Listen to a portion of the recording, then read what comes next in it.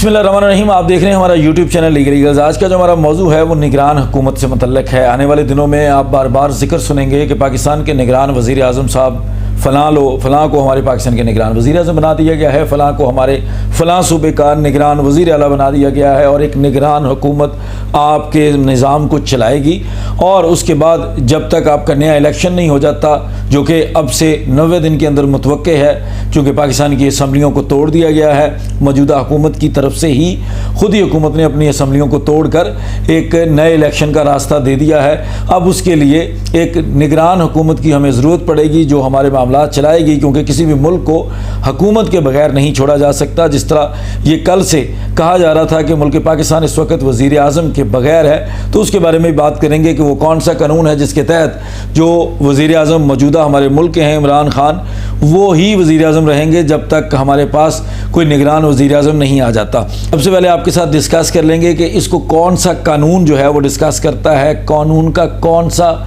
Act है, कौन सा सेक्शन है, वो कौन सी प्रोविज़न है जो निगरान हुकूमत को लगाने के लिए आपको चाहिए, पढ़नी चाहिए।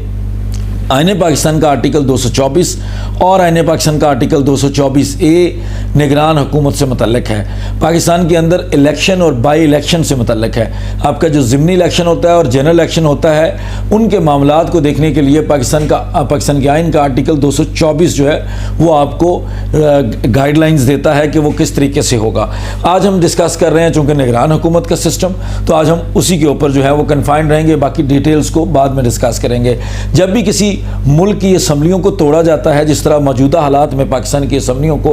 आर्टिकल 58A के तहत डिज़ोल्व किया गया है या तोड़ा गया है, तो पाकिस्तान के अंदर जो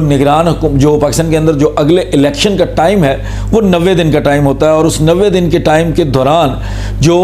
पाकिस्तान का निज़ाम है उसको चलाने के लिए आपको एक निगरान हुकूमत की ज़रूरत होती है। हम सूबे और वफाक दोनों के मतलब आपको बताएंगे, चूँकि बहुत ज़्यादा डिफरेंस नहीं है लेकिन थोड़ा सा बड़ा ही ख़ास किस्म का फ़र्क है सूबे और वफाक के दोनों के। सूबे में अगर चीफ मिनिस्टर लगाया जाता है जब, और उसकी काबीना बनाई जाती है, और वफाक में जब आपका प्राइम मिनिस्टर और उसकी काबीना बनाई जाती है, तो ये इन दोनों में जो फ़र्क है वो भी बताएंगे और दोनों के लिए क्या क्या तरीक़ेकार अपनाया जाता है। जब भी आपको निगरान हुकूमत की ज़रूरत पड़ती है, तो अगर सूबे के अंदर आप बात कर रहे हैं तो आपको जो निगरान वज़ीर आला है उसकी अपॉइंटमेंट करनी होती है। अगर आप वफाक की पूरे मुल्क की बात कर रहे हों तो आपको निगरान वज़ीर आज़म की ज़रूरत पड़ती है। अब निगरान वज़ीर आज़म का तरीक़ेकार क्या है कि निगरान वज़ीर आज़म को अपॉइंट करने के लिए आपके प्रेसिडेंट ऑफ पाकिस्तान, क्योंकि जब भी आपकी असम्बलियाँ टूट भी जाएँ तो आपके प्रेसिडेंट साहब जो हैं वो बहाल रहते हैं। प्रेसिडेंट का ओहदा तब तक रहेगा जब तक नए आने वाले सदर साहब जो हैं वो उस ऑफिस को होल्ड नहीं करते। जब नई हुकूमत बनेगी और उनका नया सदर मुंतखब होगा, तब तक हमारे मौजूदा सदर पाकिस्तान जो हैं वो सदर पाकिस्तान की सीट पर ही रहेंगे और अपने इख्तियारात को इस्तेमाल करेंगे। तो जो सदर मोहतरम हैं वो ये करेंगे कि वो आपके वज़ीर आज़म, जो असम्बली ख़त्म हो गई है, जो उसके वज़ीर आज़म थे उनको,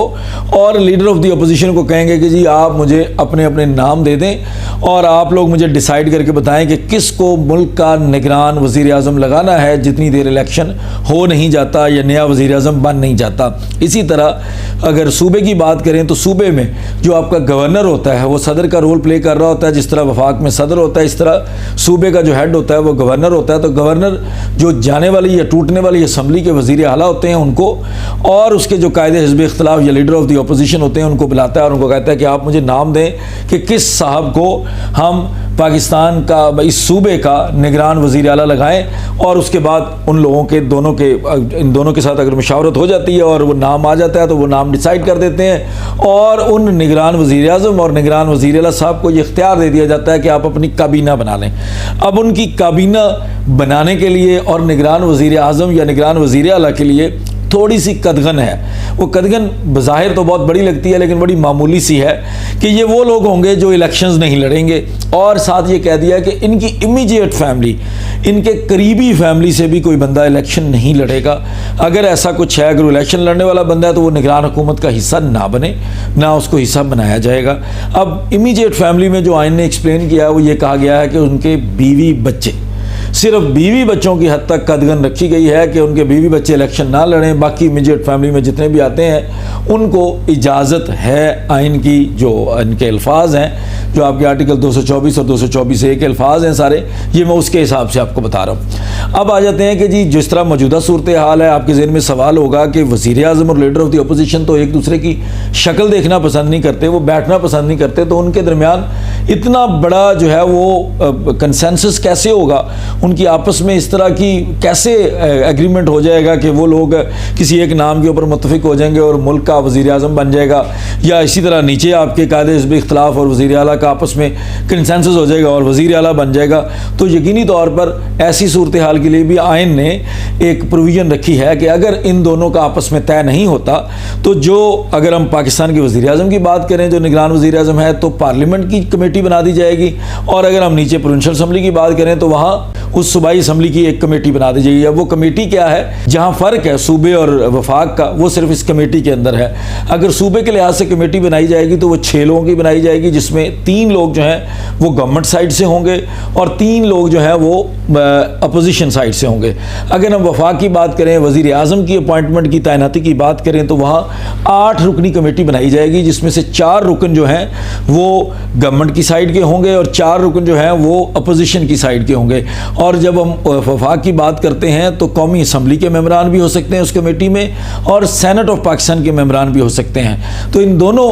जगहों से जो है वो मेंबर्स होकर जो 8 मेंबर्स हैं, इनको ये मौका दिया जाता है कि ये हल करें। ये मामला जो है वो उनको दे दिया जाता है कि आपको ये नाम आ गए, इनके ऊपर जो है वो कमेटी जो है वो तो फाइनलाइज करे और हमें निगरान वज़ीर आज़म का नाम दे। अब कमेटी के पास भी अगर ये फाइनल नहीं होता तो मामला क्या हो, क्योंकि जाहिर है जिस तरह हम वज़ीर आज़म और लीडर ऑफ द अपोजिशन की आपस में नहीं बनती, तो उनकी पार्टी के लोगों की भी नहीं आपस में बनेगी। उसके लिए भी आइन में ये तरीक़ेकार दिया गया है कि अगर भाई आप लोगों से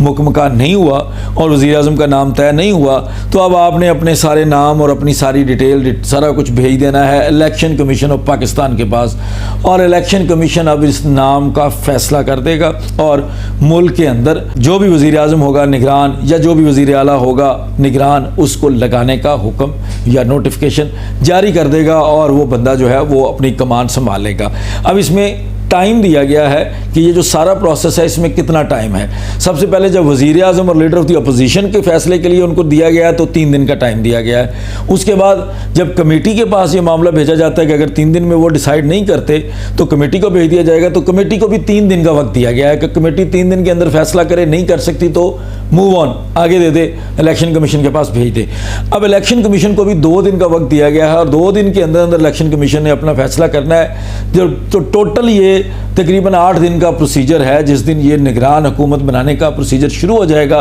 उस दिन से 8 दिन के अंदर अंदर हमें निगरान हुकूमत मिल जाएगी और पाकिस्तान उस हुकूमत के ज़ेर साया, उसकी गाइडेंस के अंडर जो है वो पाकिस्तान चलेगा, जितने दिन तक हमारा नया इलेक्शन नहीं होता और हमें नई हुकूमत नहीं मिलती। तो ये है निगरान हुकूमत का तरीक़ेकार। जिस तरह मैंने कहा कि निगरान वज़ीर आला और निगरान वज़ीर आज़म ज़िम्मेदार होते हैं कि वो अपनी काबीना बनाएं, और ये इनको सजेस्ट किया जाता है वो मुख्तसर काबीना बनाएं, क्योंकि बहुत ज़्यादा अरसे के लिए उन्होंने इस सेटअप को नहीं चलाना होता। तो मुख्तसर जितनी उनको महसूस हो कि ज़रूरत है उतने बंदों की कैबिनेट बनाएं, और नॉर्मली 5 से 6 लोगों की काबीना बनाकर काम चलाना शुरू कर दिया जाता है। तो मज़ीद इस मामले में आपका कोई भी सवाल होगा तो हमें कमेंट सेक्शन में ज़रूर बताइएगा, या हमारे दिए गए व्हाट्सएप नंबर के ऊपर हमें बताइएगा। बहुत शुक्रिया। अस्सलाम वालेकुम।